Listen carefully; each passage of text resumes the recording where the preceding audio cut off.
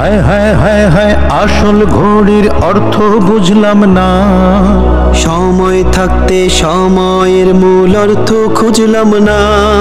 খাইলাম দাইলাম ঘুরলাম শুধু এই দুনিয়ার মাঝে, কেউ কি জানে সেই ঘড়িটা লাগবে কয়দিন কাজে। السلام عليكم ورحمة الله وبركاته. الحمد لله الحي القيوم الباقي وغيره لا يدوم، وأشهد أن لا إله إلا الله وحده لا شريك له فارج الهموم وكاشف الغموم، وأشهد أن سيدنا ونبينا محمدا عبد الله ورسوله فتح الله بدينه الفرس والروم، صلى الله تعالى عليه وعلى آله وصحبه ما تلألأت النجوم وتسابقت الغيوم. أما بعد فأعوذ بالله من الشيطان الرجيم. بسم الله الرحمن الرحيم. وهل أتاك حديث موسى إذ رأى نارا فقال لأهلهم كثوا إني آنست نارا لعلي آتيكم منها بقبس أو أجد على النار هدى فلما أتاها نودي يا موسى إني أنا ربك فاخلع عليك إنك بالوادي المقدس طوى وأنا اخترتك فاستمع لما يوحى إنني أنا الله لا إله إلا أنا فاعبدني وأقم الصلاة لذكري إن الساعة آتية أكاد أخفيها لتجزى كل نفس بما تسعى فلا يصدنك عنها من لا يؤمن بها واتبع هواه فتردى. আল্লাহ তাআলা ইরশাদ করেন, মুসা আলাইহিস সালামের বৃত্তান্ত কাহিনী তোমার কাছে কি পৌঁছিয়েছে? যখন মুসা আলাইহিস সালাম তিনি আগুন দেখলেন, তখন নিজের পরিবারকে বললেন, তোমরা অপেক্ষা করো, আমি আগুন দেখতে পেয়েছি, আশা করি আমি তোমাদের জন্য তার থেকে কিছু জ্বলন্ত আগুন নিয়ে আসতে পারবো, অথবা আগুনের নিকট পথ নির্দেশ আমি পাব। যখন তিনি ওই আগুনের নিকট পৌঁছলেন, তখন তাকে আহ্বান করা হলো, তাকে ডাকা হলো, নিশ্চয় আমি তোমার রব, সুতরাং তোমার জুতা জোড়া খুলে ফেলো, নিশ্চয় তুমি পবিত্র তুয়া উপত্যকায় রয়েছ হে মুসা, আর আমি তোমাকে মনোনীত করেছি, সুতরাং যা ওয়াহী রূপে পাঠানো হচ্ছে তা মনোযোগ দিয়ে শুনো। নিশ্চয় আমি আল্লাহ, আমি ছাড়া কোনো সত্য ইলাহ নেই, সুতরাং আমার ইবাদত করো আর আমার শরণার্থে সালাত কায়েম করো। নিশ্চয় কিয়ামত আসবেই, আমি তা গোপন রাখতে চাই যাতে প্রত্যেককে স্বীয় চেষ্টা সাধনা অনুযায়ী প্রতিদান দেয়া যায়। অতএব যে ব্যক্তি পরকালের প্রতি ঈমান রাখে না এবং তার খেয়াল খুশি অনুসরণ করে, সে যেন কিছুতেই তাতে ঈমান আনয়নে, পরকালে ঈমান আনতে তোমাকে বাধা দিতে না পারে, অন্যথায় তুমি ধ্বংস হয়ে যাবে। উমসালাল সাফারি উপশাখার উদ্যোগে আয়োজিত আজকের এই ইফতার মাহফিলে উপস্থিত সম্মানিত সভাপতি, উপস্থিত রয়েছেন শাখার সম্মানিত দায়িত্বশীল ভাইরা এবং আমার সামনে উপবিষ্ট প্রাণপ্রিয় আমার ইমানদার প্রিয় ভাইরা। সূরাত তাহা থেকে 16টি আয়াত, 9 নম্বর আয়াত থেকে 24 নম্বর আয়াত তিলাওয়াত করে এর সরল বাংলা অনুবাদ উপস্থাপন করেছি। এই 16টি আয়াতের আলোকে যে বিষয় আলোচনা করব সেটি হচ্ছে হযরত মুসা আলাইহিস সালাম যখন তিনি নবীরূপে আল্লাহ তাআলা তাকে পাঠানোর সিদ্ধান্ত নিলেন, তিনি নবী হওয়ার শুরুতে আল্লাহ তাআলা তাকে কি কি বিষয় বলেছেন এবং কি কি ঘটেছে, এখানে আমাদের জন্য শিক্ষণীয় কি কি রয়েছে, এই সকল বিষয় আপনাদের সামনে আলোচনা উপস্থাপন করব ইনশাআল্লাহ। সম্মানিত ভাইরা, কোরআন সম্পর্কে আর রাসূল সাল্লাল্লাহু আলাইহি সাল্লামের মাহাত্ম্য সম্পর্কে আলোচনা করার পর, বর্ণনার পর আলোচ্য আয়াতসমূহে আল্লাহ তাআলা মুসা আলাইহিস সালামের কাহিনী বর্ণনা করেছেন। সূরা তাহার 9 নম্বর আয়াত থেকে মুসা আলাইহিস সালামের কাহিনী শুরু হয়েছে। এর আগে আল্লাহ তাআলা কোরআন সম্পর্কে আর রাসূল সাল্লাল্লাহু আলাইহি সাল্লামের গুরুত্ব, মাহাত্ম্য, শান সম্পর্কে আলোচনা করেছেন। কোরআন এবং রাসূল সম্পর্কে আলোচনা করার পর মুসা আলাইহিস সালাম সম্পর্কে আল্লাহ তাআলা কেন আলোচনা করলেন? কারণ রিসালাতের দায়িত্ব, দাওয়াতের দায়িত্ব, এই কাজটি এত সহজ নয়। আপনি যখন দাওয়াত দিতে যাবেন তখন অনেক প্রতিকূল পরিস্থিতি আসবে, অনেক মানুষের কাছ থেকে কটু কথা শুনতে হবে। তো রাসূল সাল্লাল্লাহু আলাইহি সাল্লাম দাঁড়িয়েছেন রাহমাতুল লিল আলামিন, সারা বিশ্বের মানুষকে দাওয়াত দেওয়ার জন্য। বিপদ আপদ কষ্টের সম্মুখীন তাকে হতে হবে। রাসূল সাল্লাল্লাহু আলাইহি সাল্লামকে সান্ত্বনা দেওয়ার জন্য, হে হাবিব, এই প্রথম আপনি এর মুখোমুখি হচ্ছেন তা নয়, আপনার আগের নবীগণও এই সকল কষ্ট তাদের সহ্য করতে হয়েছে।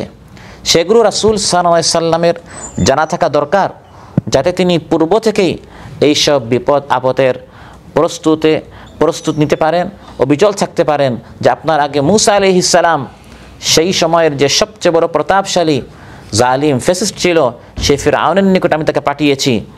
ফিরআউন কিভাবে জবাব দিয়েছে, এই সকল কাহিনী শুনিয়ে রাসূল সাল্লাল্লাহু আলাইহি সাল্লামকে আর কিয়ামত পর্যন্ত যাদেরকে আল্লাহ তাআলা এই দ্বীনের দায়িত্ব দিয়েছেন তাদের জানা দরকার যে এই দিনটি আমাদের পর্যন্ত এত সহজে আসে নাই, বরং অনেক ত্যাগ, কুরবানি, স্যাক্রিফাইসের বিনিময় আজ পর্যন্ত এই দিনটি, ইসলামটি আমাদের পর্যন্ত অক্ষুণ্ণ অবস্থায় রয়েছে।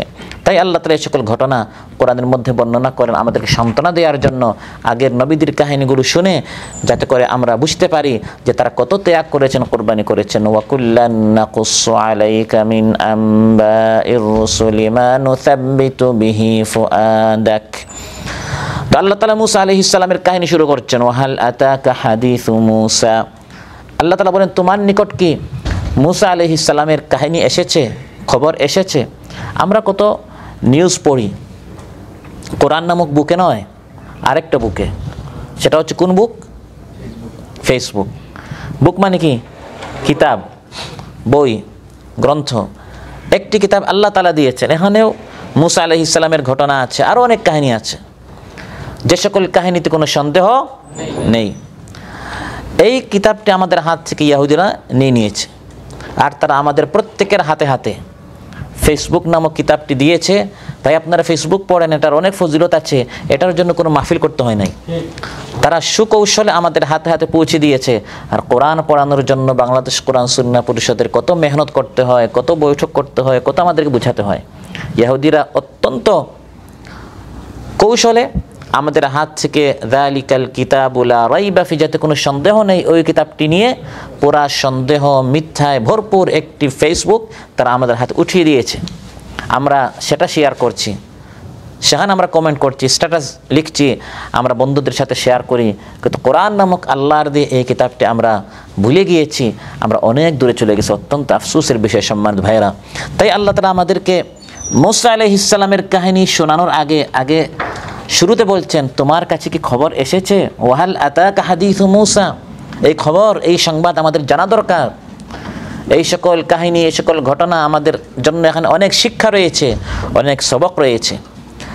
মুসা আলাইহিস সালাম যখন তিনি বড় হলেন, অনিচ্ছাকৃতভাবে তার হাতে একজন মানুষ মারা যায়।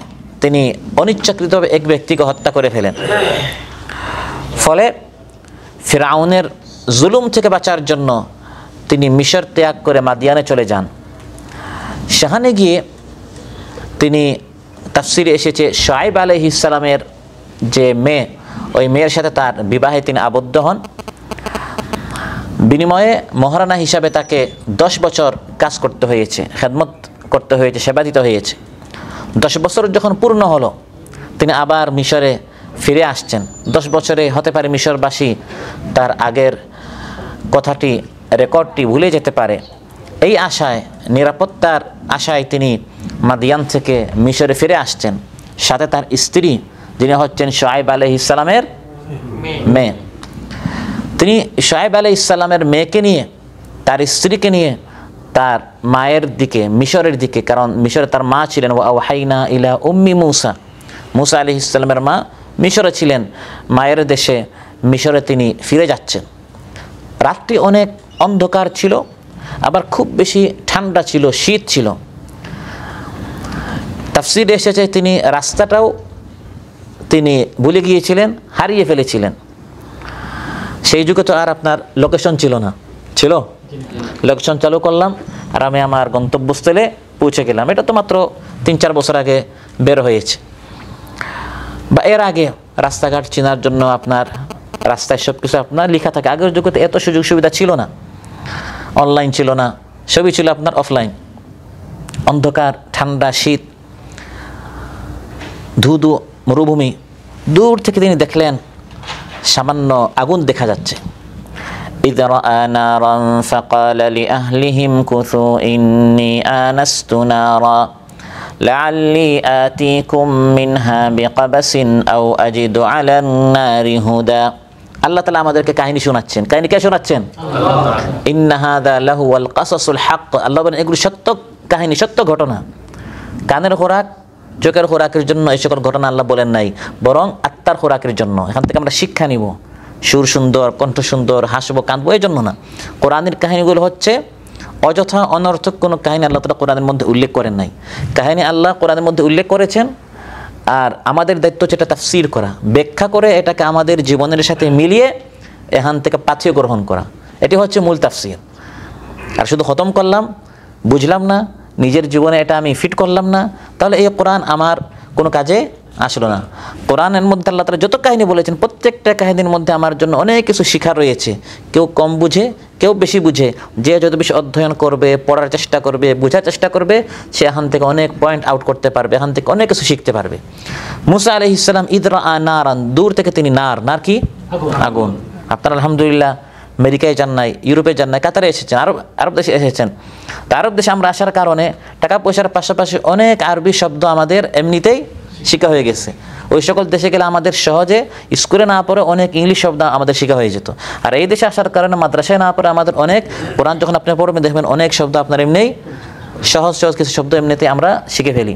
ইয রাআ নারান, যখন তিনি আগুন দেখলেন, ফাকাল লি আহলিহি, তিনি তার পরিবারকে বললেন, ফ্যামিলিকে বললেন, স্ত্রীকে বললেন, উমকুসু, এখানে একটু থামো, অপেক্ষা করো।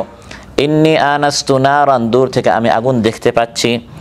লাআল্লি আতিকুম মিনহা বিকাবাসিন আও আজিদু আলান নারি হুদা, তোমাদের জন্য আমি সেই আগুন থেকে কিছু জ্বলন্ত আগুন হতে পারে নিয়ে আনতে পারি, কিংবা আগুনের নিকট আমি পথের সন্ধান পেতে পারি। সেখানে গিয়ে কোনো লোকজন যদি পায় আগুন আছে, তার মানে আশেপাশে লোকও থাকতে পারে, তাঁবু থাকতে পারে, আমি তাদেরকে রাস্তার লোকেশনটা আমি তাদের কাছ থেকে জেনে নিতে পারি, বা কমপক্ষে ওই আগুন থেকে আমি ঠান্ডা থেকে বাঁচার জন্য কোনো ব্যবস্থা করতে পারি, অথবা 1 খণ্ড জ্বলন্ত কাঠ আনতে পারবো যাতে তোমরা আগুন পোহাতে পারো। লাআল্লি আতিকুম মিনহা বিখাবারিন আও জাযওয়াতিন মিনান নারি লাআল্লাকুম তাসতালুন। তো রাতটি অন্ধকার ও শীতের খুব বেশি হওয়ার কারণে তাপ এবং আলোর জন্য তিনি আগুনের প্রয়োজন বোধ করলেন। তিনি সেখানে গেলেন দুনিয়ার পথের সন্ধান খুঁজতে, কিন্তু সেখানে গিয়ে তিনি পেলেন আখিরাতের পথ। সুবহানাল্লাহ।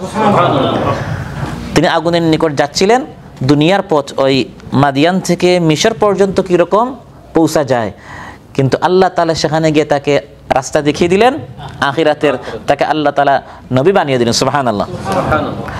ফালাম্মা আতাহা নুদিয়া ইয়া মূসা, যখন তিনি ওই আগুনের নিকট পৌঁছলেন তখন তাকে বলা হলো, হে মূসা। পবিত্র ভূমিতে অবস্থিত উপত্যকার ডান দিকে বৃক্ষ থেকে তাকে আহ্বান করা হয়েছিল। পবিত্র যে ভূমি তুর পাহাড়ের, সেখানে একটি তোয়া উপত্যকা রয়েছে, এর ডান দিকে একটি গাছ আছে, ওই গাছ থেকে একটি আওয়াজ এসেছে, ফালাম্মা আতাহা নুদিয়া মিন শাতিল ওয়াদিল আইমানি ফিল বুকআতিল মুবারাকাতি মিনাশ শাজারা আইয়া মূসা ইন্নী আনাল্লাহু রাব্বুল আলামিন। যখন তিনি ওই আগুনের নিকট পৌঁছলেন, ওই আগুনটি ছিল তুর পাহাড়ে, মিশরের তুর পাহাড়ে যে তুয়া উপত্যকা আছে, এটার ডান দিকে একটি গাছ আছে, সেই আগুনের নিকট পৌঁছা মাত্র সেখান থেকে একটি অদৃশ্য আওয়াজ আসছে। ওই আওয়াজ তাকে বলল, ইয়া মূসা, হে মূসা, ইন্নী আনা রাব্বুক, আমি হচ্ছি তোমার রব। সুবহানাল্লাহ।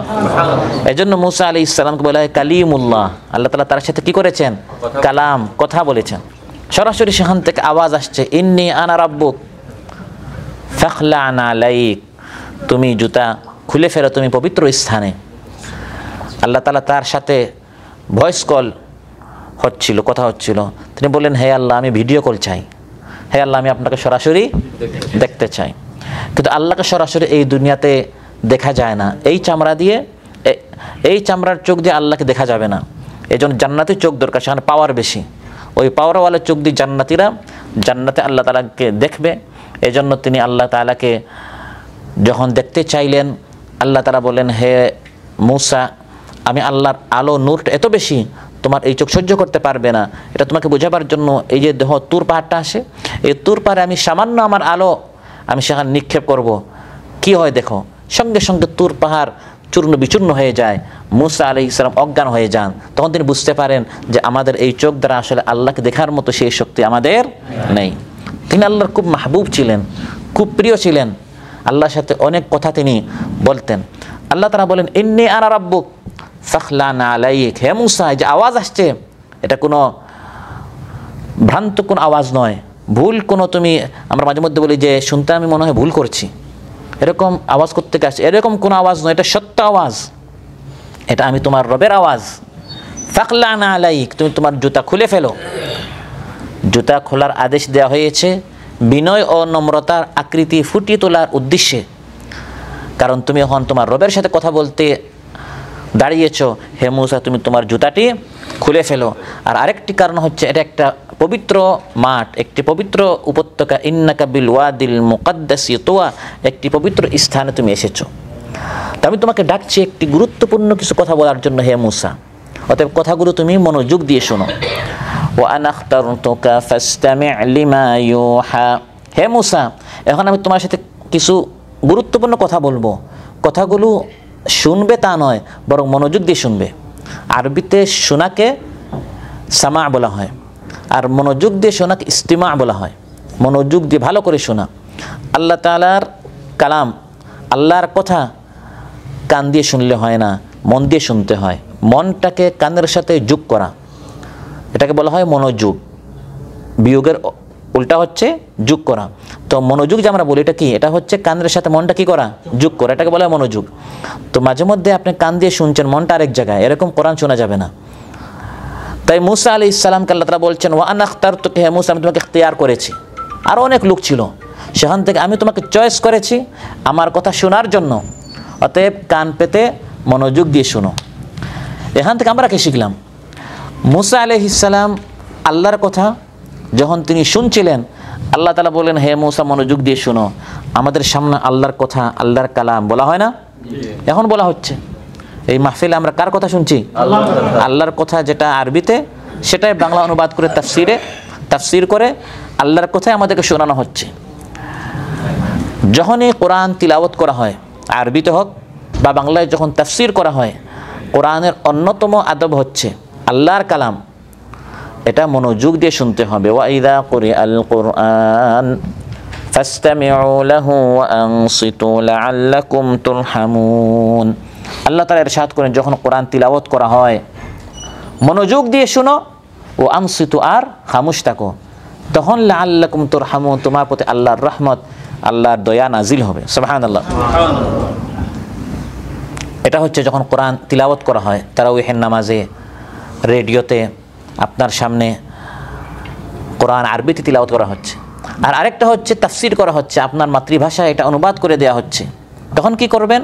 আল্লাহ তাআলা সেটাও বলে দিয়েছেন, ফাবাশশির ইবাদিল্লাযীনা ইসতামিউনাল কাওলা ফায়াত্তাবিউনা আহসানা উলাইকাল্লাযীনা হাদাহুমুল্লাহ ওয়া উলাইকা হুম উলুল আলবাব। আমার প্রিয় বান্দাদেরকে হে নবী আপনি সুখবর দেন, যাদের সামনে যখন কোরআন থেকে কাউল, কথা বলা হয়, কোরআন থেকে কথা, ইস্তামিউন, তখন তারা মনোযোগ দিয়ে শুনে। মনোযোগ দিয়ে শোনার কারণে হাদাহুমুল্লাহ, তারা হিদায়ত পায়। ওয়া উলাইকা হুম উলুল আলবাব, এরাই বুদ্ধিমান।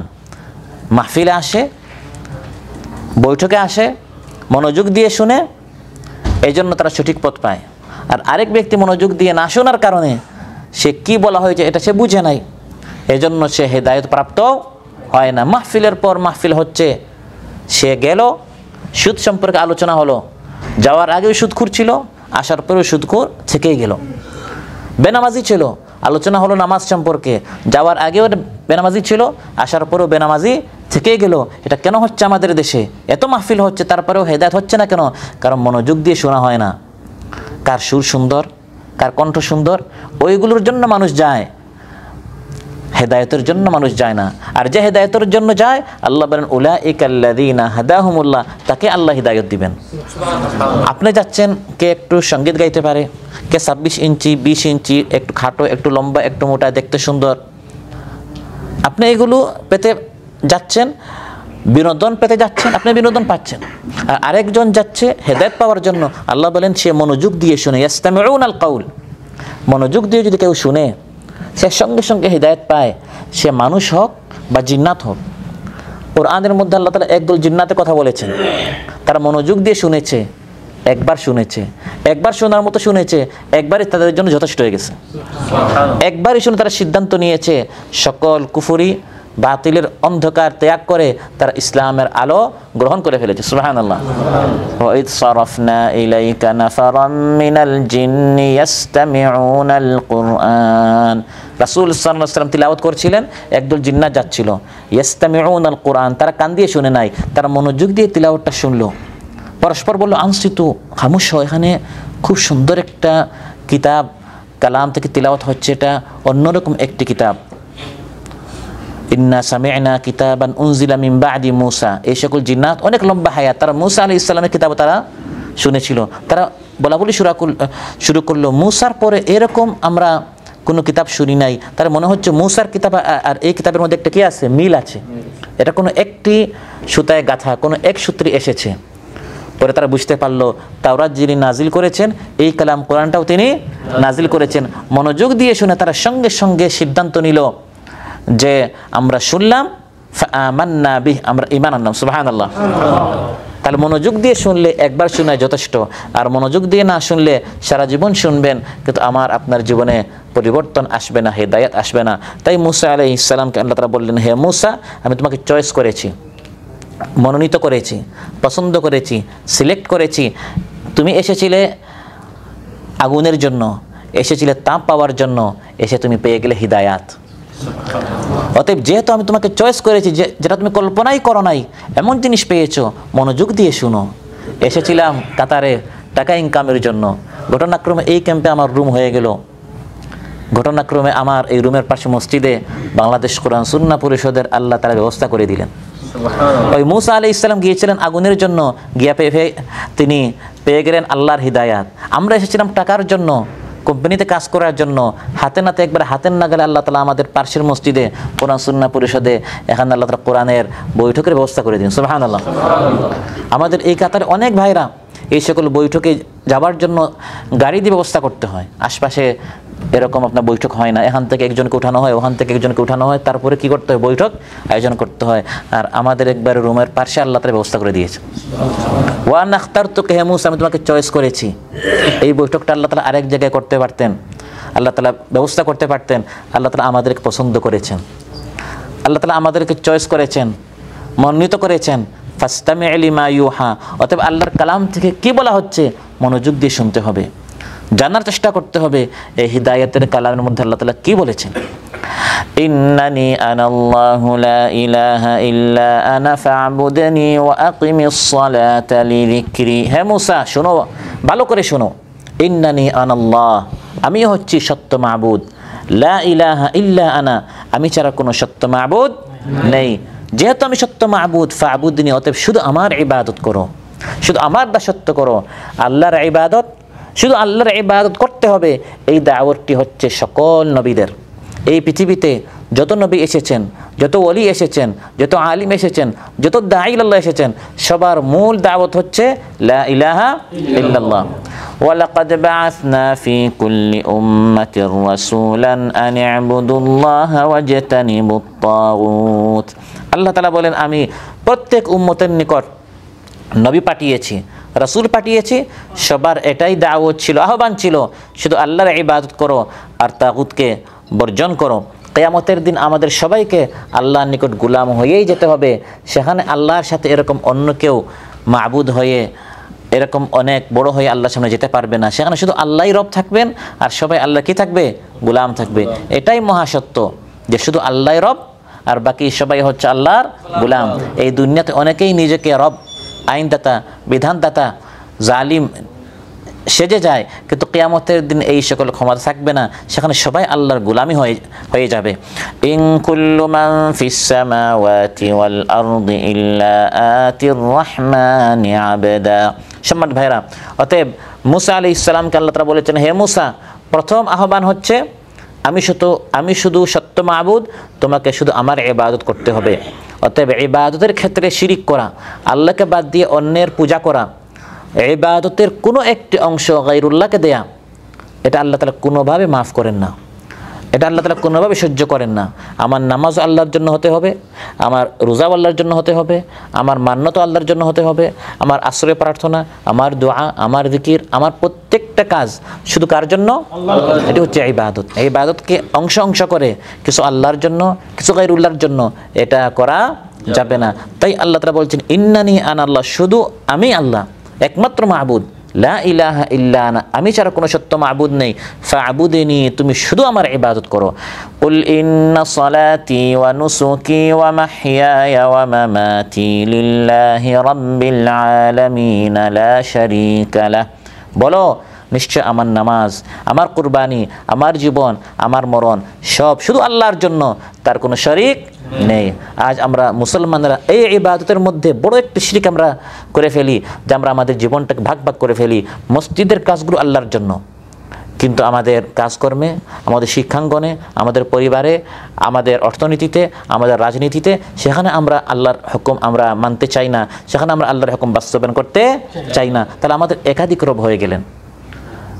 একজনের আইন মানি এখানে, একজনের হুকুম মানি এখানে, আর মসজিদের বাহিরে আমরা অন্যান্যদের হুকুম মানতে চাই। অথচ আল্লাহ বলেন, লা ইলাহা ইল্লা আনা, আমি ছাড়া কোনো সত্য মাবুদ নেই, আইনদাতা নেই, শুধু আমার হুকুম মানো, শুধু আমার ইবাদত করো। রাসূলুল্লাহ সাল্লাল্লাহু আলাইহি ওয়াসাল্লাম যখন প্রশ্ন করা হলো, বুখারী মুসলিমে এসেছে, আইয়ুদ দানবি আযম, সবচেয়ে বড় কবিরা গুনাহ কি? তিনি ইরশাদ করেছেন, আনতাজআলা লিল্লাহি নিদ্দান ওয়া হুয়া খালাকাক, আল্লাহ তোমাকে সৃষ্টি করেছেন, সেই আল্লাহর সাথে কাউকে শরীক করা, এটি হচ্ছে সবচেয়ে বড় কবিরা গুনাহ। সব ক্ষেত্রে শুধু আল্লাহর হুকুম মানব। আমার জীবনের যতটি বিভাগ আছে, যতটি সেক্টর আছে, প্রত্যেকটি সেক্টরের প্রত্যেকটি বিভাগে, প্রত্যেকটি জায়গায় শুধু আল্লাহর আমি ইবাদত করব, শুধু আল্লাহর হুকুম মানব, এটি হচ্ছে ইবাদত। আর যদি আমি কোনো জায়গায় আল্লাহটা মানলাম আর এক জায়গায় গায়রুল্লাহটা, আমি যদি গায়রুল্লাহটা মানি, এটা কি হয়ে গেল? শিরিক হয়ে গেল। এটা কি হয়ে গেল? ইয়া আইয়ুহাল্লাযীনা আমানু দুখুলু ফিস-সিলমি কাফা ওয়ালা তাত্তাবিউ খুতুওয়াতিশ শাইতান ইন্নাহু লাকুম আদুউম মুবিন। আল্লাহ তাআলা ইরশাদ করেন, হে ঈমানদারেরা, পরিপূর্ণভাবে ইসলামে প্রবেশ করো। আল্লাহ তাআলা যখন যা বলেন তা মানতে হবে। এটা হচ্ছে পরিপূর্ণ আল্লাহর সামনে আত্মসমর্পণ করা। ইসলামের অর্থ হচ্ছে আত্মসমর্পণ করা। আমার রব আমাকে যখন যা বলেন তখন আমাকে তা মানতে হবে। রমজানে মানলাম, শাওয়ালে মানলাম না, মসজিদে মানলাম, বাহিরে মানলাম না, মক্কা মদিনায় মানলাম, কাতারে মানলাম না, তাহলে আমি আমার জীবনটাকে ভাগ করে ফেললাম। এক জায়গায় আমি আল্লাহকে মানলাম, আর এক জায়গায় আমি গায়রুল্লাহকে মানলাম। অথচ আল্লাহর হুকুম হচ্ছে না, শুধু আমি মাহবুদ, শুধু আমি আইনদাতা, শুধু আমাকেই মানতে হবে। মুসা আলাইহিস সালামকে আল্লাহ তাআলা ফিরআউনের নিকট পাঠাবার প্রস্তুত করছেন, কারণ ফিরআউনে এক মিথ্যা দাবিদার, যে নিজেকে আইনদাতা হিসাবে দাবি করছে আর পুরা মিশর তার কথা মতো চলে, সে হচ্ছে ফিরআউন। হে মুসা, আমি তোমাকে পাঠাচ্ছি, তুমি নামাজের সময় আমারটা মানবে আর ওই আইন আদালতে গিয়ে ফিরআউনেরটা মানবে, তাহলে হবে না। তুমি সেখানে যাচ্ছ পুরা মিশরটাকে সংশোধন করার জন্য, পুরা মিশরটাকে ইসলামের আলোয় আলোকিত করার জন্য, সংসদ থেকে শুরু করে রান্নাঘর পর্যন্ত, মসজিদে, মাদ্রাসায়, স্কুলে, শিক্ষাঙ্গনে, কর্মক্ষেত্রে, সব জায়গায় শুধু আমার হুকুম প্রতিষ্ঠা করার জন্য আমি তোমাকে এই দায়িত্ব দিচ্ছি হে মূসা, অতএব ফাবুদিনী, শুধু আমার ইবাদত করো, শুধু আল্লাহর ইবাদত করতে হবে। এবং শুধু যে আল্লাহর ইবাদত করতে হবে, এর জন্য সবচেয়ে গুরুত্বপূর্ণ যে ইবাদত সেটি হচ্ছে নামাজ, সেটি হচ্ছে সালাত, নামাজ। এই জন্য মূসা আলাইহিস সালামকে প্রথমেই আল্লাহ তাআলা ইবাদতের হুকুম যখন করেছেন, সাথে নামাজের কথা বলেছেন। প্রিয় ভাইরা, মূসা আলাইহিস সালাম গিয়েছেন আগুনের জন্য, সেখানে গিয়ে আল্লাহ তাআলা তাকে ডাকলেন। প্রথম ওহী ইবাদত শুধু আমার হবে, সাথেই আল্লাহ তাআলা বলেছেন কিসের কথা? নামাজের কথা। তার মানে নামাজ এত গুরুত্বপূর্ণ, এই কঠিন মুহূর্তে প্রথম ওহী আল্লাহ তাআলা মূসা আলাইহিস সালামকে অন্য হুকুম না করে ইবাদতের সাথেই নামাজের কথা বলে দিলেন। অথচ হেলায় খেলায় আজ কত মুসলমানেরা নামাজ দেরি করে পড়ে, কেউ তো পড়েই না, আর কেউ পড়লে 2-3 ওয়াক্ত একসাথে, কেউ আবার পড়ে জামাত ছাড়া, কেউ আবার পড়ে আপনার মন মতো, কখনো পড়ে কখনো বাদ দে। এভাবে নামাজ আদায় হয় না। নামাজ আদায় করতে হবে আল্লাহ তাআলার নির্দিষ্ট যে সময় রয়েছে, ইন্নাস সালাতা কানাত আলাল মুমিনিনা কিতাবাম মাওকুতা, ওই নির্দিষ্ট সময়ে জামাতের সাথে, মসজিদ ইহতিমামের সাথে আমাদের সবাইকে নামাজ কায়েম করতে হবে ইনশাআল্লাহ। মূসা আলাইহিস সালামকে আল্লাহ তাআলা বলছেন, হে মূসা, ওয়া আকিমিস সালাতা লিযিকরি, আমার শরণার্থে তোমাকে সালাত কায়েম করতে হবে। আমার শরণার্থী, ওয়া আকিমিস সালাতা লিযিকরি, আমাকে স্মরণ করার জন্য তোমাকে নামাজ কায়েম করতে হবে। পুরা জীবনে শুধু যে আল্লাহর হুকুম মানবো, আল্লাহর ইবাদত করব, এটাকে প্রশিক্ষণ দেওয়ার জন্য হচ্ছে এই নামাজ। ফজর পরে আমি বের হলাম কাজ করার জন্য, আমি একবারে কাজের মধ্যে একবারে ব্যস্ত, এমন সময় যোহরের আওয়াজ আসলো, হাইয়া আলাস সালাহ হাইয়া আলাল ফালাহ, কাজটা বাদ দিয়ে আমাকে চলে আসতে হবে মসজিদের দিকে। কাজকর্ম করে আমি আমার রুমে আসলাম, ঘরে আসলাম, একটু বিশ্রাম নিব, হঠাৎ আবার আওয়াজ আসলো, হাইয়া আলাস সালাহ হাইয়া আলাল ফালাহ। বিশ্রাম যারা নেওয়ার তারা নিলেন, বা যারা অন্য কাজে ব্যস্ত তারা ওই কাজে ব্যস্ত। হঠাৎ দেখা গেল মাগরিবের সময় আবার আওয়াজ, হাইয়া আলাস সালাহ হাইয়া আলাল ফালাহ। ঘুমালো, ঘুমের মধ্যে শেষ রাতে মন চাচ্ছে আরেকটু ঘুমায়, শেষ রাতে আবার আওয়াজ আসলো, হাইয়া আলাস সালাহ হাইয়া আলাল ফালাহ। পাশাপাশি এটাও শুনিয়ে দেওয়া হলো, আস-সালাতু খায়রুম মিনান নাওম। এভাবে সবসময় যে আল্লাহর ইবাদত করতে হবে, এই প্রশিক্ষণ দেওয়ার জন্য 5 ওয়াক্ত নামাজ। আল্লাহ তাআলা চাইলে এটা বলতে পারতেন যে ফজরে ঘুম থেকে উঠে 17 রাকাত পড়ে তারপরে তুমি চলে যাও, এটা আল্লাহ তাআলা করতে পারতেন কিনা? আমাদের মোট ফরজ কত রাকাত নামাজ? 17 রাকাত। আল্লাহ তাআলা এই হুকুম করতে পারতেন যে ঘুম থেকে উঠে প্রথমে 2 রাকাত, তারপর 4 4 3 4 করে 17 রাকাত পরে তারপর তুমি চলে যাও, এটা করতে পারতেন কিনা? তা না করে ফজর, তারপর 6-7 ঘন্টা পর জোহর, 2-3 ঘন্টা পর আসর, 2-3 ঘন্টা পর আবার মাগরিব, 1-1.5 ঘন্টা পরে এশা। এভাবে দুনিয়াতে যাবেন আবার আল্লাহর দিকে, দুনিয়ার দিকে যাবেন আবার আল্লাহর দিকে, যাতে করে পুরা দিন আপনি আল্লাহর কন্ট্রোলে থাকেন। শুধু আমি আপনি আল্লাহর ইবাদত করি, এই প্রশিক্ষণ দেওয়ার জন্য, দুনিয়ার গোলাম যেন আমরা হয়ে না যাই, এই জন্য এই নামাজের প্রশিক্ষণ। সুবহানাল্লাহ। আজ কত মুসলমান আল্লাহর গোলামি না করে দুনিয়ার গোলামিতে অভ্যস্ত হয়ে যাচ্ছে। রাসূলুল্লাহ সাল্লাল্লাহু আলাইহি ওয়াসাল্লাম ইরশাদ করেন, তাইসা আবিদুদ দিনার, তাইসা আবিদুদ দিরহাম, তাইসা আবিদুল খামিসা, তাইসা আব্দুল কাতিফা। দিনারের গোলাম, দিরহামের গোলাম, রিয়ালের গোলাম, টাকার গোলাম, পাউন্ডের গোলাম। রাসূল সাল্লাল্লাহু আলাইহি ওয়াসাল্লাম ইরশাদ করেন, এরা ধ্বংস হোক। টাকা পেলেই বেহুশ হয়ে যায়, ঘুম ত্যাগ তখন সে করে ফেলে, স্বাস্থ্য তার নষ্ট হয়ে যাচ্ছে, কোনো পরোয়া করে না, শুধু তার টাকা দরকার। কিন্তু দিনের কথা বললে, কোরআনের কথা বললে, নামাজের কথা বললে হাজার অজুহাত তার সামনে চলে আসে। টাকা পয়সার জন্য, দুনিয়ার জন্য সে সব কিছু করতে পারে, কেমন জানি সে টাকারই গোলাম হয়ে গেল, কেমন জানি টাকার জন্য সে দুনিয়াতে এসেছে। অথচ এই টাকা পয়সা দুনিয়া হচ্ছে নৌকা আর পানির মতো। পানিবিহীন যেরকম নৌকা চলতে পারে না, দুনিয়াবিহীন আমরা চলতে পারবো না। কিন্তু পানিটা যেন নৌকার ভিতরে না ঢুকে, আমি আপনি যেন দুনিয়ার ভিতরে না ঢুকে যাই, এমনভাবে যদি ঢুকি তাহলে এই পানিটা নৌকার ধ্বংসের কারণ হবে, এই দুনিয়াটাও মানুষের ধ্বংসের কারণ হবে। দুনিয়া অবশ্য প্রয়োজন। রব্বানা আতিনা ফিদ দুনিয়া হাসানা, আল্লাহ তাআলা শিখিয়েছেন দোয়া, আগে দুনিয়ার দোয়া করতে হবে। ওয়া ফিল আখিরাতি হাসানা, আখিরাতও দরকার, আখিরাতকে প্রাধান্য দিব। আর দুনিয়া ভালো তো আখিরাত ভালো, কিন্তু দুনিয়ার গোলাম হওয়া যাবে না। দুনিয়া উপার্জন করতে গিয়ে আল্লাহর হুকুম আমি ভুলে গেলাম, হালাল হারাম ভুলে গিয়ে, পাক না পাক ভুলে গিয়ে শুধু দুনিয়া দুনিয়া দুনিয়া, এই ব্যক্তি আল্লাহর গোলামি করছে না, সে দুনিয়ার গোলামি করছে। একসময় মানুষ মূর্তি পূজা করত, গাবি পূজা করত, এটা হচ্ছে এক ধরনের শিরিক, যাদেরকে আমরা মুশরিক মনে করি। কিন্তু মুসলমানরা হচ্ছে এই গুনাহের মধ্যে তারা ডুবে আছে, যে তারা দুনিয়ার গোলামি করছে। আল্লাহর হুকুম একরকম, ওই আল্লাহর হুকুম বাদ দিয়ে সে উল্টা করছে। কেন? দুনিয়ার জন্য। তার মানে সে আল্লাহর হুকুম বাদ দিয়ে সে দুনিয়ার গোলামি করা শুরু করছে। আল্লাহর হুকুম হচ্ছে সুদ বর্জন করো, কিন্তু সে দুনিয়াতে আরও প্রতিষ্ঠিত হওয়ার জন্য সুদ নিচ্ছে, ঘুষ নিচ্ছে, যৌতুক নিচ্ছে, মাদক সে ব্যবসায় করছে। এগুলো কেন করছে? দুনিয়াতে আরও প্রতিষ্ঠিত হওয়ার জন্য। অথচ আল্লাহ তাআলা এগুলো নিষেধ করেছেন। তার মানে সে আল্লাহর ইবাদত না করে সে দুনিয়ার গোলামি করা শুরু করেছে।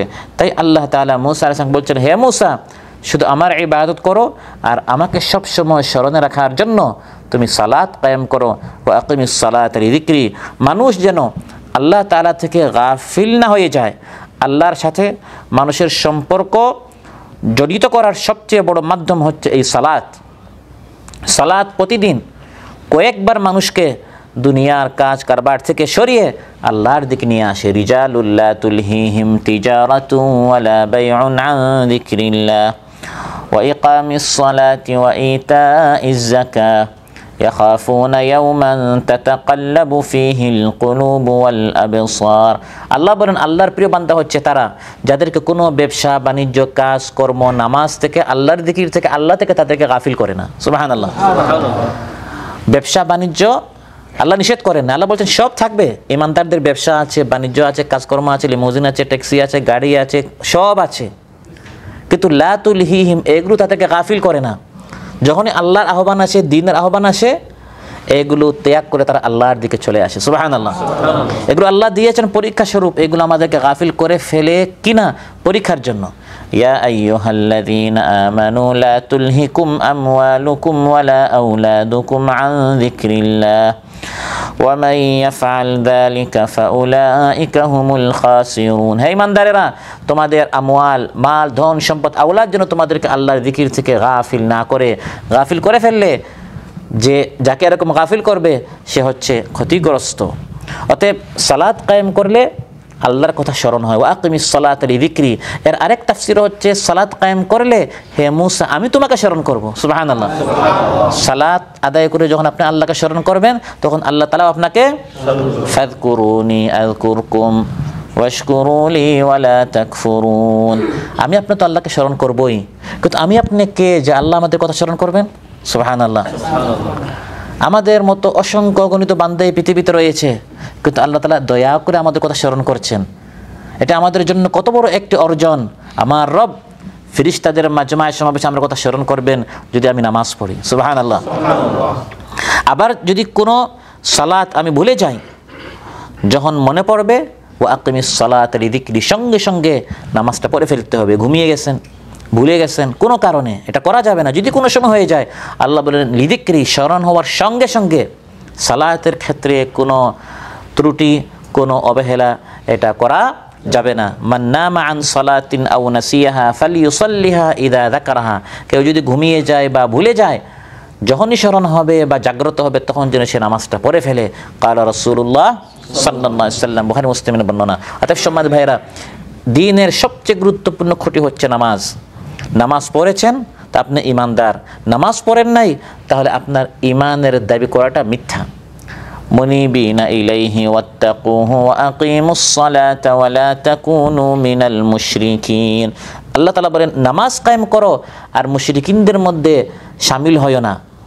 ইবনে হাজার রাহিমাহুল্লাহ এই আয়াতের ব্যাখ্যায় বলেন ওয়াহাদিহিল আয়া, এই আয়াত দ্বারা বোঝা যায় মিম্মা ইসতাদাল্লা বিহি মান ইয়ারা তাকফীরা তারিকিস সালাহ লিমা ইয়াকতাদিহি মাফহুমুহা ওয়া হিয়া মিন আ'যামি মা ওয়ারাদা ফিল কুরআনি মিন ফাদলিস সালাহ। এই আয়াত দ্বারা বোঝা যায় যে ব্যক্তি নামাজ ত্যাগ করে, একদল উলামায়ে কেরাম বলেছেন সে কাফির হয়ে যায়। কারণ আল্লাহ বলছেন নামাজ কায়েম করো আর মুশরিক হয়ো না। তার মানে নামাজ ত্যাগ করলে কি হয়ে যাবে?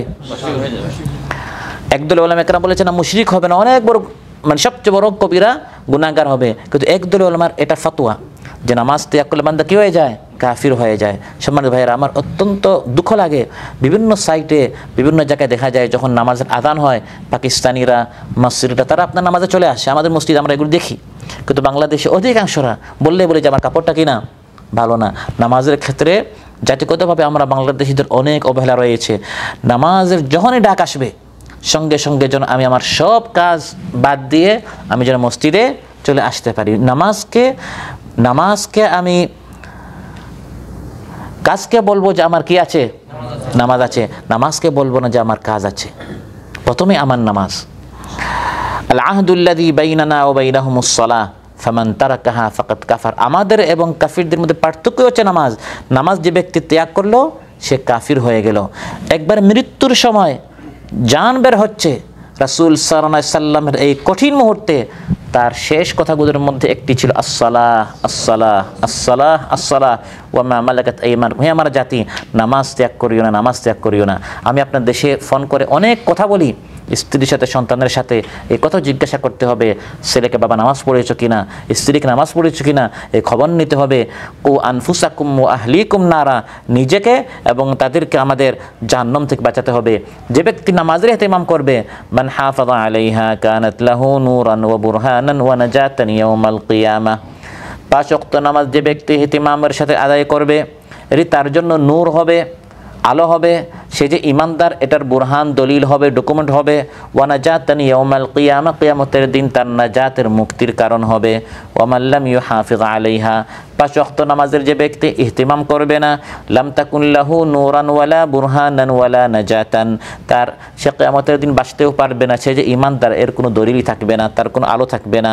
ওয়া কানা ইয়াউমাল কিয়ামাতি মা কারুনা ওয়া ফিরআউনা ওয়া হামানা ওয়া উবাই ইবনে খালাফ, কিয়ামতের দিন এই ব্যক্তির হাসর হবে ফিরআউনের সাথে, হামানের সাথে, কারুনের সাথে, উবাই বিন খালাফের সাথে। নাউযুবিল্লাহ।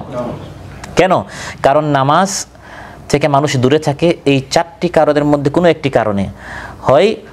হয় সরকারি কাজকর্মের কারণে, সে রাজা এই জন্য ব্যস্ত হয়েছে, তার হাসর হবে ফিরআউনের সাথে, বা সচিবালয়ের বিভিন্ন কাজের কারণে, মন্ত্রণালয়ের অনেক কাজের কারণে তার হাসর হবে হামানের সাথে, বা টাকা পয়সার কারণে, ব্যবসা বাণিজ্যের কারণে তার হাসর হবে কারুনের সাথে, বা সামাজিক বিভিন্ন নেতৃত্বের কারণে। আমাদের গ্রামগঞ্জে অনেক সামাজিক যারা বড় বড় লিডার থাকে, নেতা থাকে, এই কারণে যদি সে ব্যস্ততার কারণে নামাজ আসতে না পারে, তার হাসর হবে উবাই বিন খালাফের সাথে। নাউযুবিল্লাহ। অতএব 5 ওয়াক্ত নামাজ আমাদেরকে জামাতের সাথে পড়তে হবে, গুরুত্ব সহকারে পড়তে হবে। ওয়া আকিমুস সালাতা ওয়া আতুজ যাকাতা ওয়ারকাউ মা'আর রাকিঈন। কিয়ামতের দিন হাসরের ময়দানে আল্লাহ তাআলার সামনে যখন অসংখ্য অগণিত মানুষ থাকবে, তখন আল্লাহ তাআলা বলবেন, ঈমানদাররা আলাদা হও, আর কাফির মুশরিক পাপিষ্ট নাফরমান যারা আছো তোমরা আলাদা হয়ে যাও। এখন আলাদা হওয়ার সিস্টেম কি?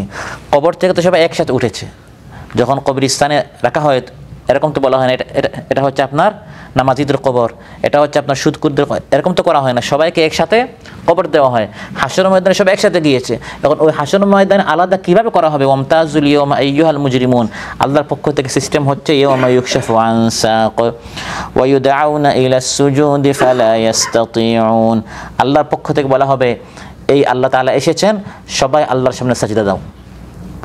তখন যারা দুনিয়াতে নামাজি ছিল তারা সাজদায় লুটিয়ে পড়বে, আর যারা কাফির মুশরিক ছিল তারা, আর যারা মুনাফিক ছিল আর নামদারি মুসলিম ছিল যারা দুনিয়াতে নামাজ পড়তো না, তারা সাজদা করতে যাবে, ফালা ইস্তাতিউন, সাজদা করতে, খাশিআতান আবসারুহুম, চোখ নত হবে, তারহাকুহুম দিল্লাহ, চেহারা কালো হবে, ওয়াকাদ কানু ইউদআউনা ইলাস সুজুদি ওয়া হুম সালিমুন, দুনিয়াতে তারা সুস্থ ছিল, বারবার তাদেরকে নামাজের কথা বলা হতো কিন্তু তারা নামাজ পড়তো না। নাউযুবিল্লাহ।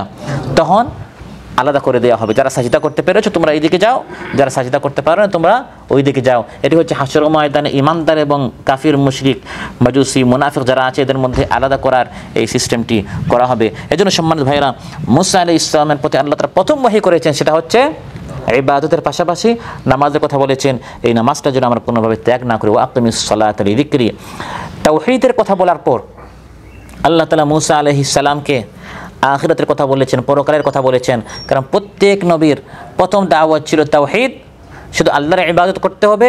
এই দাওয়াতের পরেই প্রত্যেক নবীর দ্বিতীয় আহ্বান ছিল যে এই জীবনটা শেষ জীবন নয়, এই জীবনের পর আখিরাত আছে, পরকাল আছে, অনন্তকালের একটি প্রকৃত জীবন রয়েছে, স্থায়ী জীবন রয়েছে, আর সেটাই হচ্ছে আসল জীবন।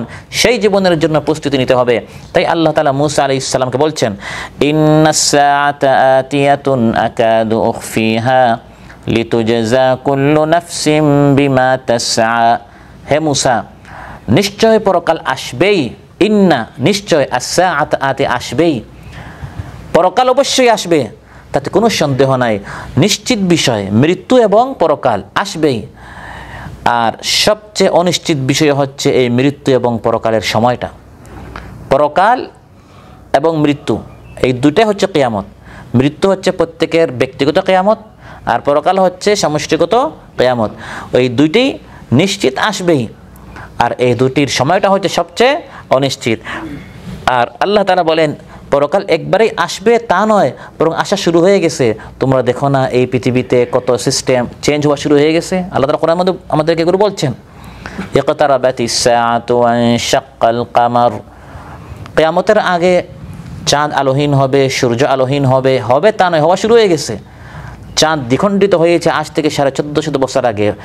চাঁদের সিস্টেম যে লণ্ডভণ্ড হবে এটা শুরু হয়ে গেছে। পরকালটা একবার আসন্ন। আজ বিজ্ঞানীরা চাঁদের দেশে গিয়ে তারা আবিষ্কার করে, লক্ষ কোটি টাকা খরচ করে তারা আবিষ্কার করেছে এই চাঁদটি 1450 বছর আগে দ্বিখণ্ডিত হয়েছে, তো আমরা সেখানে চিহ্ন পেয়েছি। আমরা বলি তোমরা এত কোটি টাকা খরচ করে যে গবেষণা তোমরা আবিষ্কার করেছো, কোরআনের মধ্যে আল্লাহ তাআলা আমাদেরকে এটা ফ্রিতে বলে দিয়েছে। একটি সূরা নাম হচ্ছে সূরাতুল কামার, আর প্রথম আয়াত হচ্ছে ইকতারাবাতিস সাআ, কিয়ামত কিন্তু একবারে কাছে। আর কিয়ামত প্রায় শুরু হয়ে যাচ্ছে, কারণ চাঁদ দ্বিখণ্ডিত হয়ে গেছে। যে কোনো সময় ভূমিকম্প পুরা জমিনে হবে। এই জন্য এখন দেখেন দেশে প্রতিনিয়ত কী হচ্ছে, ভূমিকম্প। পরকালের আগে এরকম ভূমিকম্প হতে হতে হতে হতে 100 মানুষ অভ্যস্ত হবে, হঠাৎ পুরা জমিনটা প্রকম্পিত হবে। তাহলে পরকালটা একবারে কাছে। ফাহাল ইয়ানজুরুনা ইল্লা আস-সাআতা আন তা'তিয়াহুম বাগতাতান ফাকাদ জাআ আশরাতুহা। আল্লাহ বলেন আলামতগুলো আসা শুরু হয়ে গিয়েছে, কিয়ামত হঠাৎ আসবে, প্রস্তুতি নাও। প্রস্তুতি নেওয়ার জন্য আল্লাহ তাআলা পরকাল কখন হবে এটা গোপন করে রাখছেন। আকাদু ফিহা, যদি আল্লাহ তাআলা বলে দিতেন পরকাল হবে 2030-এর 31শে ডিসেম্বর, মানুষ কি করতো 2030-এর 30শে ডিসেম্বর পর্যন্ত, আগের দিন পর্যন্ত ইচ্ছা মতো কী করতো, নাফরমানি করতো, যে আমি শেষ দিনে কী করে ফেলবো, তাওবা করে ফেলবো। কিন্তু আল্লাহ তাআলা বলেন পরকাল অবশ্যই আসবে। আকাদু ফিহা, তোমার মৃত্যু, তোমার ব্যক্তিগত কিয়ামত আর সমষ্টিগত কিয়ামত, ওই পরকালটা আমি গোপন করে রেখেছি যাতে করে সদা মানুষ প্রস্তুত থাকে। যে কোনো সময় আমার মৃত্যু চলে আসতে পারে, আমার কিয়ামত শুরু হয়ে যেতে পারে, আর যে কোনো সময় ওই কিয়ামতটা সংঘটিত হয়ে যেতে পারে। এই জন্য সবসময় আমরা যাতে করে প্রস্তুত থাকি, এই জন্য ওই পরকালের সময়টা আল্লাহ তাআলা গোপন করে রেখেছেন। সাকুলাত ফিস সামাওয়াতি ওয়াল আরদি লা তা'তিকুম ইল্লা বাগতা। আল্লাহ তাআলা বলেন আসমান জমিনে যত বিপদ এসেছে, সবচেয়ে ভারী, সবচেয়ে ভয়ঙ্কর বিষয় সংবাদ হচ্ছে পরকাল। পরকালের মতো এত ভয়ঙ্কর বিপদ জমিনওয়ালাদের উপর কখনো আসেনি, আসবেও না। এটা বাগতা, হঠাৎ আসবে, হঠাৎ কিয়ামত আসবে। আর কিয়ামত একবারে কাছে, অথচ অধিকাংশ মানুষ গাফিল। মানুষের কথাবার্তা, হাসি খুশি, খেল তামাশা ফুর্তি দেখলে মনে হয় না এই মানুষের বিশ্বাস আছে সে একদিন মরবে আর একদিন আল্লাহর নিকট হিসাব দিতে হবে।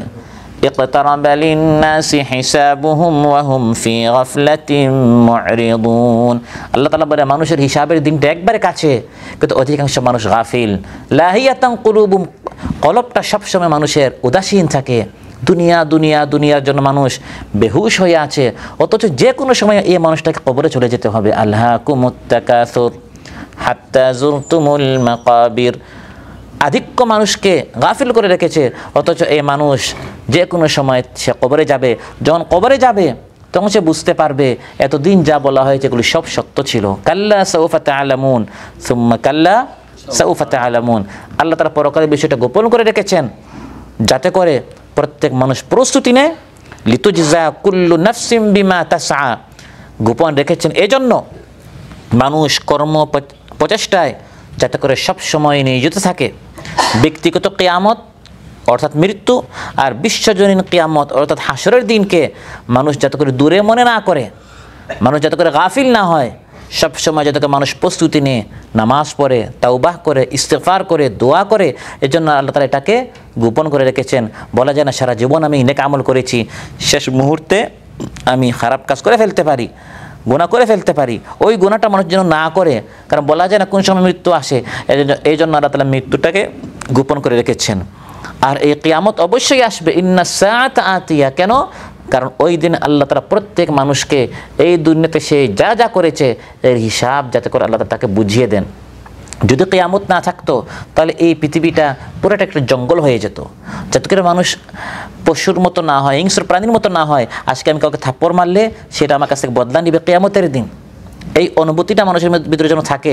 আজকে আমি যদি সুদ নেই, ঘুষ নেই, চাঁদাবাজি করি, টেন্ডারবাজি করি, দখলদারিত্ব করি, জুলুম করি, শোষণ করি, চুরি ডাকাতি করি, এগুলো অযথা চলে যাবে না, বরং আরেকটা দিন আছে, সেটা হচ্ছে পরকাল, সেটা হচ্ছে আখিরাত, সেটা হচ্ছে কিয়ামত। ওই বিশ্বাসটা মানুষকে ভালো করে ফেলবে, মানুষকে মুত্তাকি বানিয়ে ফেলবে। না এগুলো করা যাবে না, অন্যথায় পরকালে আমার কাছ থেকে বদলা নেওয়া হবে।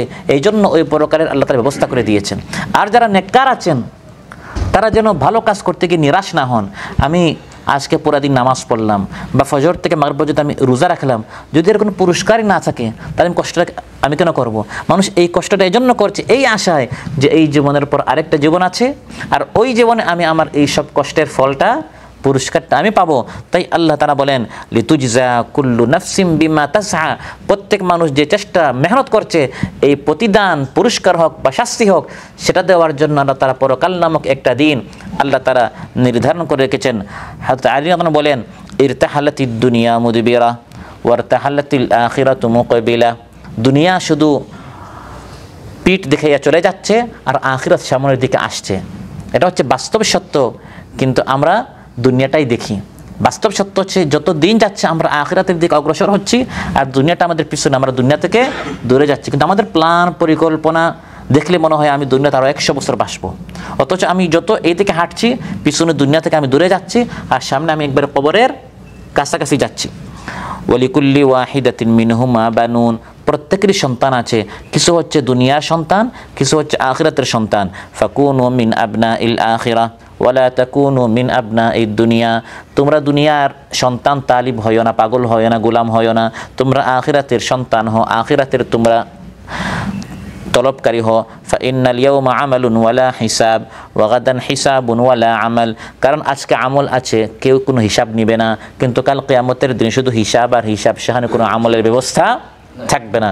সম্মানিত ভাইরা, তাই ওই পরকালের চিন্তা আমাদের করতে হবে। সেদিন আল্লাহ তাআলা প্রত্যেককে তার হিসাব বুঝিয়ে দিবেন। ইয়াউমা ইযি ওয়াফিহিমুল্লাহু দীনাহুমুল হক ওয়া ইয়ালামুনা আন্নাল্লাহা হুয়াল হাক্কুল মুবিন। তাই আল্লাহ তাআলা বলছেন পরকালের প্রস্তুতি নাও, আর যারা পরকালের আলোচনা করে তাদের সাথে থাকো, তখন তোমার দিলটাও নরম হবে। আর যারা আখিরাত থেকে গাফিল, আখিরাতের কথা তাদের সাথে বসলে শোনা যায় না, শুধু দুনিয়া, টাকা টাকা টাকা, ফুলুস, ওই সকল আলোচনা শুনতে শুনতে মানুষের দিলটা শক্ত হয়ে যায়। আর এই সকল বৈঠকে আসলে দিলটা কি হয়? নরম হয়। তাই আল্লাহ তাআলা বলছেন ওই সকল লোকদের সাথে থাকিও না, তাদের কথা মানিও না, যারা শুধু দুনিয়া দুনিয়া বলে আখিরাতের আলোচনা করে না, আখিরাতের কথা বলে না, অন্যথায় সেও ধ্বংস হবে, তোমাকেও ধ্বংস করবে। ফালা ইয়াসুদ্দান্নাকা আনহা মান লা ইউমিনু বিহা ওয়াত্তাবা হাওয়াহু ফাতারদা, হে মুসা, যারা পরকালকে বিশ্বাস করে না এবং শুধু তার মন মতো চলে, দুনিয়াতে কীভাবে প্রতিষ্ঠিত হওয়া যায় শুধু এই জন্য সে কাজ করছে, মেহনত করছে, তুমি তার পিছনে পিছনে যাইও না, তার কথা শুনিও না, সেও ধ্বংস হবে, তোমাকে ধ্বংস করবে। বরং তুমি ভালো লোকদের সাথে থাকো, যারা আখিরাত, দিন, ইসলাম, কোরআন, সুন্নাহ, জান্নাত, জাহান্নাম, সিরাত, মিজান, হাশর, এই সকল আলোচনা যেখানে বসলে শোনা যায় তাদের সাথে থাকো। আলা বিযিক্রিল্লাহি তাতমাইন্নুল কুলুব, তাদের সাথে থাকলে তাহলে তোমার দিলটাও নরম হবে, তাহলে তুমিও আখিরাতের কথা তোমার স্মরণ হবে। সম্মানিত ভাইরা, আজকে আমরা যে আয়াতগুলো আলোচনা করলাম, এখান থেকে যে বিষয়গুলো আমরা জানতে পারলাম, বুঝতে পারলাম, সেটা হচ্ছে মুসা আলাইহিস সালামকে নবী বানাবার আগে আল্লাহ তাআলা যে কয়টা হিদায়াত দিলেন, যে কয়টা আল্লাহ তাআলা তার দৃষ্টি আকর্ষণ করেছেন, এখানে আমাদের জন্য বেশ কয়টা শিক্ষণীয় বিষয় রয়েছে। একটি হচ্ছে আল্লাহর কালাম আমাদেরকে মনোযোগ দিয়ে শুনতে হবে, আরেকটি হচ্ছে ইবাদত শুধু আল্লাহ তাআলা করতে হবে, আরেকটা হচ্ছে নামাজের ইহতিমাম আমাদের করতে হবে, আর আরেকটা বলেছি এই দুনিয়াটাই শেষ জীবন নয়, বরং পরকালে আমাদের এর জন্য প্রস্তুতি নিতে হবে। সূক্ষ্ম আরেকটা বিষয় হচ্ছে মুসা আলাইহিস সালাম সেখান থেকে নবী হয়ে তিনি মিশরে চলে গেলেন, পিছনে তার কে ছিল? সেখানে স্ত্রী ছিল। তিনি চিন্তা করেন, আল্লাহকে বলেন না হে আল্লাহ আমার স্ত্রী আছে, আমি নবী হয়ে যাব।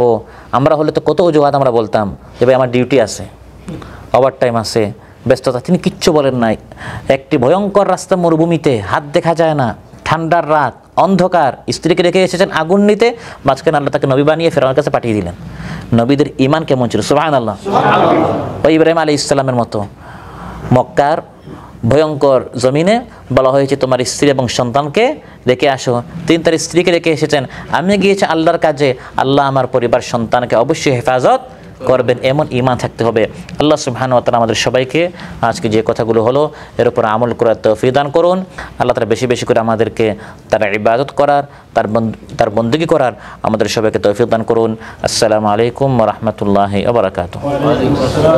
হায় হায় হায় হায়, আসল ঘড়ির অর্থ বুঝলাম না।